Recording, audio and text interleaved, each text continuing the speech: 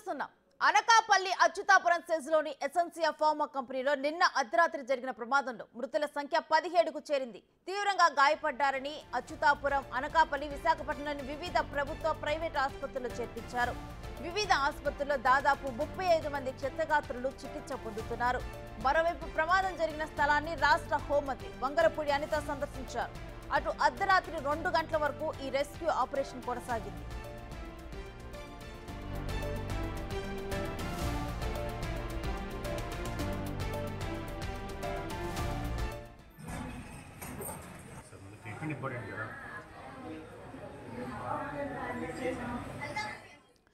అచ్యుతాపురంలోని pharma కంపెనీలో reactor పేలుడుతో 17 మంది మృతి చెందడంపై ఏపీ సీఎం చంద్రబాబు దిగ్భ్రాంతి వ్యక్తం చేశారు. తీవ్రంగా గాయపడ్డ వారికి మెరుగైన వైద్యాన్ని అందించాలని ఆదేశాలు జారీ చేశారు.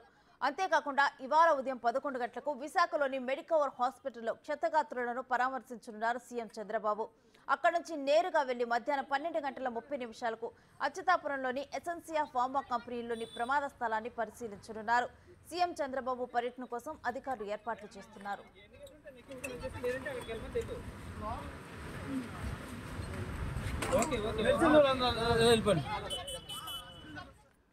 ఇక ఇదే అంశానికి సంబంధించిన డీటెయిల్స్ మా ప్రతినిధి రాజు లైవ్ లో అందిస్తారు.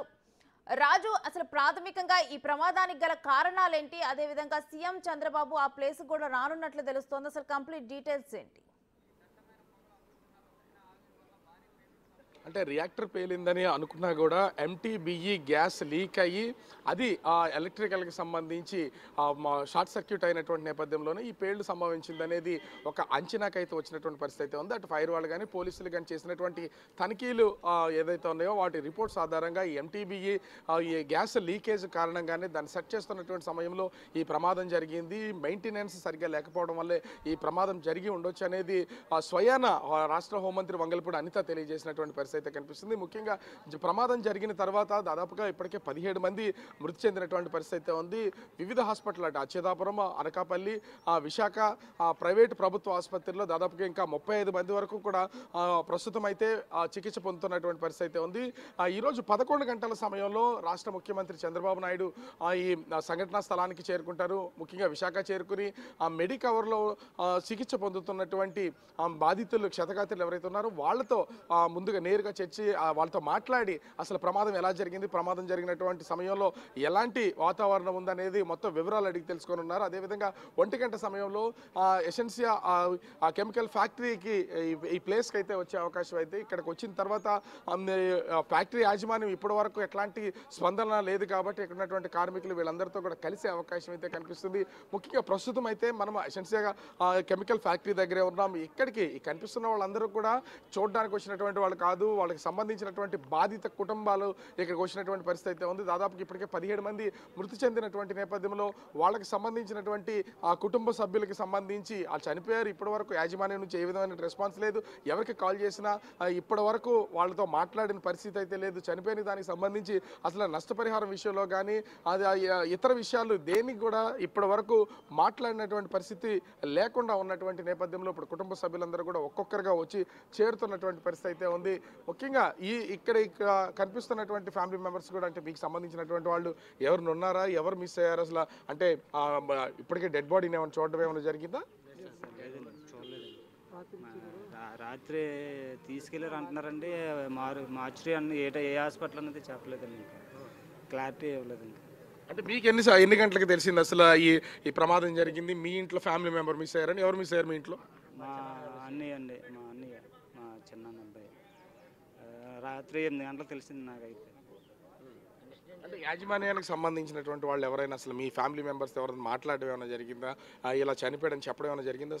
అసలు యాజమాన్యం ఎవరిలో కూడా పట్టించుకోలేదండి. యాజమాన్యం అది టీమే లేదండి. ఇక్కడ అందరూ కూడా క్షతగాత్రులకు బాధ్యత తాలూకా తల్లిదండ్రులు, పిల్లలు, అంత కుటుంబం, ఈ మీడియా సమావేశం, పోలీస్ డిపార్ట్మెంట్, ఫైర్ ఇంజిన్ వాళ్ళు తప్ప రెండోది యాజమాన్యం అన్నది ఇక్కడ కనబడలేదండి. పైలు పెట్టుకొని ఎక్కడికి వెళ్ళిపోయినట్టు అయిపోయిందండి. ఇక్కడ ప్రమాదం జరిగిన క్షతగాత్రుల తాలూకా వాళ్ళందరినీ కూడా ఇప్పుడు కూడా బాడీలు అన్నీ కూడా అనకాపల్లి ఒకసారి, ఎలమంచిలో ఒకసారి, వైజాగ్ ఒకసారి పంపిస్తారండి. ఎక్కడ బాడీ ఉందని చూద్దామన్నా సరే రాత్రి నుంచి కూడా మెసేజ్ సంబంధించినటువంటి ఫ్యామిలీ మెంబర్ సంబంధించిన బాడీలు అసలు అటు అనకాపల్లి కానీ విశాఖ కానీ ఎక్కడ ఉన్నాయని ఇప్పటివరకు చెప్పలేదా మీకు? ఆల్రెడీ ఇప్పుడే జస్ట్ రిపోర్ట్ ఇచ్చారండి. మీ బాడీ వేగ సన్యాసిన తాలూకా బాడీ ఇక్కడ వైజాగ్ కేజీహెచ్లో ఉంది, మీరు తొందర రండి అన్నారు. తొందరగా 2 అన్నారు, రాత్రి నుంచి 2 గంటలకు ఇక్కడ మీతోటి కూడా ఈ సమావేశంలో ఇక్కడ ఉన్నాం. కానీ ఇప్పుడు చెప్పి తొందరగా మాత్రం సీఎం గారు ప్రోగ్రామ్ ఉంది, ఇక్కడ ఏ విధంగా నిర్వహిస్తారు, మేము అందరూ కూడా ఇక్కడే ఉన్నాం. ఆ సమాచారం ఏదో అందరూ వచ్చారు మీరెందుకు రాలేదంటారు. అందరూ వచ్చిన తర్వాత మెసేజ్ ఫేక్గా కాకుండా అందరూ సభాముఖంగా ఎస్పీ గారు సమీక్షలోనే పలానా బాడీ పలానా దగ్గర ఉందని ఓ డేటా ప్రకారంగా ఇచ్చేలాంటి నిజంగా అక్కడ మేము అందరూ కూడా సీఎం వచ్చే సమయంలో ఇక్కడ బాధితులు ఎవరు లేకుండా వాళ్ళ కుటుంబ సభ్యులు లేకుండా చేయడానికి చేస్తున్నారు అనుకుంటున్నారా మీరు? ఆ లెక్కలో చేస్తున్నాం. ఈ రోజు నిజంగా బాడీలు అందరూ కూడా వైజాగ్లో మీరు అందరూ ఇక్కడికి వచ్చేయండి అంటే నిజంగా ఇది బాధిత తాలూకా కుటుంబాలకి ఏ విధంగా న్యాయం చేయకుండా ఇక్కడ ఉన్న సంఘాలు అందరూ కుమ్మక్క అయ్యి వాళ్ళందరూ కూడా తరలించలేదు. ఇక్కడ ఫ్లోటింగ్ లేకుండా సీఎం గారు ప్రోగ్రామ్ ఏదో చూసి వెళ్ళిపోతారు అనవైతే అన్న లెక్కలో ప్లాన్ చేస్తున్నారండి. అయితే మీకు సంబంధించినటువంటి వాళ్ళు ఎవరున్నారో ఇక్కడ మొత్తం ఇక్కడ ఉన్నటువంటి వాళ్ళందరూ కూడా ఒక ఫ్యామిలీకి సంబంధించినటువంటి వాళ్ళు, వీళ్ళందరూ వాళ్ళ బాధితులకు సంబంధించి చనిపోయినటువంటి వాళ్ళకి సంబంధించినటువంటి వివరాల కోసం అయితే వస్తున్నటువంటి పరిస్థితి అయితే ఉంది.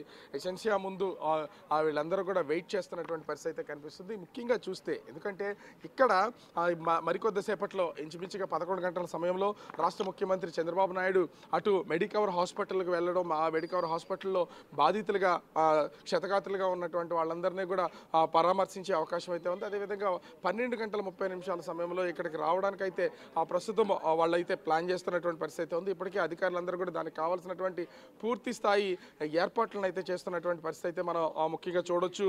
మీకు సంబంధించిన వాళ్ళు ఎవరు ఉన్నారమ్మా దీంట్లో? మా మరిది గారేనండి, మా మరిది గారు చనిపోయారు, ఏ సన్నస్నాయుడు. అంటే అసలు వివరాలు ఏమైనా ఇచ్చారా ఇప్పటి వరకు? ఇంకా వాళ్ళ ఆవిడ నిన్న 8 గంటల డ్యూటీకి వచ్చాడు. 1 గంటకి ఎలా జరిగిందంటే మా కూలి పనికే పోయాం, మాకు తెలియదు. పొద్దున 6 గంటలకు వచ్చాం, ఎలా జరిగింది తెలిసిందండి.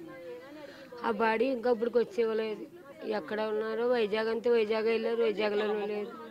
ఎక్కడ అధికారులు ఏమైనా చెప్పారా మీకు అసలు ఎక్కడ ఉంది బాడీ, ఎక్కడ ఉంది, రండి తీసుకెళ్ళండి చూడండి ఇట్లాంటివి ఏమైనా చెప్పారా? చెప్పలేదండి, ఎవ్వరూ చెప్పలేదు ఎక్కడ ఉన్నది అన్నది. వైజాగ్ వెళ్ళారు, వైజాగ్లోనే అనకాపల్లి వెళ్తే అనకాపల్లి, ఇక్కడ కాడ మరి ఎక్కడా చెప్పలేదు. మొక్కలు అయిపోయిందని సంతన్నారు బాడీ. ముఖ్యంగా ఇక్కడ ఉన్నటువంటి ఫ్యామిలీ మెంబర్స్ అందరినీ కూడా చూస్తే ప్రతి ఒక్కరిలో కూడా ఒక బాధ అయితే వెల్లువెత్తుతున్నటువంటి పరిస్థితి ఉంది. కుటుంబ సభ్యులకు సంబంధించినటువంటి ఎట్లాంటి డేటా ఇప్పటి వరకు అయితే బయటకు వచ్చినటువంటి పరిస్థితి లేదు. కానీ ప్రతి ఒక్కరూ కూడా ఇంటి నుంచి నిద్రలేసి, ఎందుకంటే రాత్రి వాళ్ళ ఫ్యామిలీ మెంబర్స్ మిస్ అయినటువంటి నేపథ్యంలో రాత్రంతా కూడా వాళ్ళ కోసం అటు అనకాపల్లి అదేవిధంగా విశాఖ కేజీహెచ్ హాస్పిటల్ చుట్టూ తిరిగినటువంటి బంధువులందరూ కూడా ఇప్పుడైతే ఎసెన్షియా కెమికల్ ఫ్యాక్టరీ దగ్గరికి అయితే చేరుకుంటున్నటువంటి పరిస్థితి ఉంది. సాయంత్రం నుంచి ఎట్లాంటి సమాచారం వీళ్ళకి ఇవ్వనటువంటి నేపథ్యంలో ఇప్పుడు ప్రస్తుతం అయితే ఎసెన్షియా దగ్గరకి సీఎం చంద్రబాబు ఇక్కడికి వచ్చే అవకాశం ఉంది. కాబట్టి సీఎం చంద్రబాబుని నేరుగా వీళ్ళకి కావాల్సినటువంటి నష్టపరిహారం ఏంటి, వాళ్ళ కుటుంబ సభ్యులు కోల్పోయారు, దానికి ఎవరు బాధ్యత వహిస్తారనేది అడిగే అవకాశం అయితే ఉంది. కనిపిస్తుంది కదా ఇక్కడ ఉన్నటువంటి బారికేట్లన్నీ కూడా ఇప్పటికే లోపలికి వెళ్ళడానికి, ఈ ఫ్యాక్టరీ లోపలికి వెళ్ళడానికి ఎలాంటి అవకాశం లేకుండా భారీ గేట్లు అయితే ఇవన్నీ కూడా ఎలక్ట్రికల్ డిజిటల్ గేట్స్, ఇవి ఇన్సైడ్ నుంచి ఓపెన్ చేస్తే కానీ ఆ గేట్లకు వెళ్ళే అవకాశం అయితే లేదు. సో వాటికి తోడు ఇప్పుడైతే ఒకవేళ ఆ బాధితులు ఎక్కువ మంది వచ్చినా కూడా వాళ్ళని కొంతవరకు కంట్రోల్ చేయడానికి ఉద్దేశంతో పోలీసులు అయితే ఇక్కడ బారికేట్లన్నింటినీ కూడా తీసుకొచ్చి సీఎం పర్యటన నేపథ్యంలో ఏర్పాటు చేస్తున్నటువంటి పరిస్థితి అయితే కనిపిస్తుంది.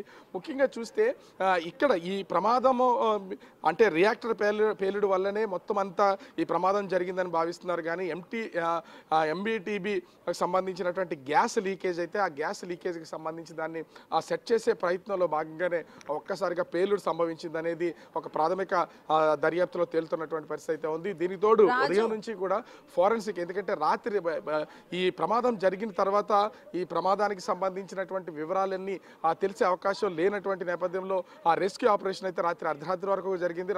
అర్ధరాత్రి వరకు హోంమంత్రి వంగల్పూడి అనిత అయితే 2 గంటల సమయంలో రావడం ఇదంతా పరిశీలించినటువంటి పరిస్థితి అయితే ఉంది. ఉదయం నుంచి ఇక్కడ ముఖ్యంగా ఫోరెన్సిక్ సంబంధించినటువంటి నిపుణులందరూ కూడా క్లూస్ టీమ్స్ అన్నీ కూడా ప్రస్తుతం ఆధారాలు సేకరించే పనిలో పడ్డాయి. మరి చంద్రబాబు వచ్చేసరికి పూర్తి స్థాయి ప్రమాదం ఎందుకు జరిగింది, ఎలా జరిగింది, ఏంటి అనే వివరాలను కూడా అందించే అవకాశం అయితే ఉంది. మరి చంద్రబాబు వచ్చిన తర్వాత ఏ విధమైన నిర్ణయం తీసుకుంటారు, క్షతగాత్రులకు అదేవిధంగా చనిపోయినటువంటి కుటుంబాలకు ఏ విధమైన న్యాయం చేస్తారనేది మాత్రం వేచి చూడాల్సినటువంటి పరిస్థితి కనిపిస్తుంది. Renusri, right, thanks for the live details Raju.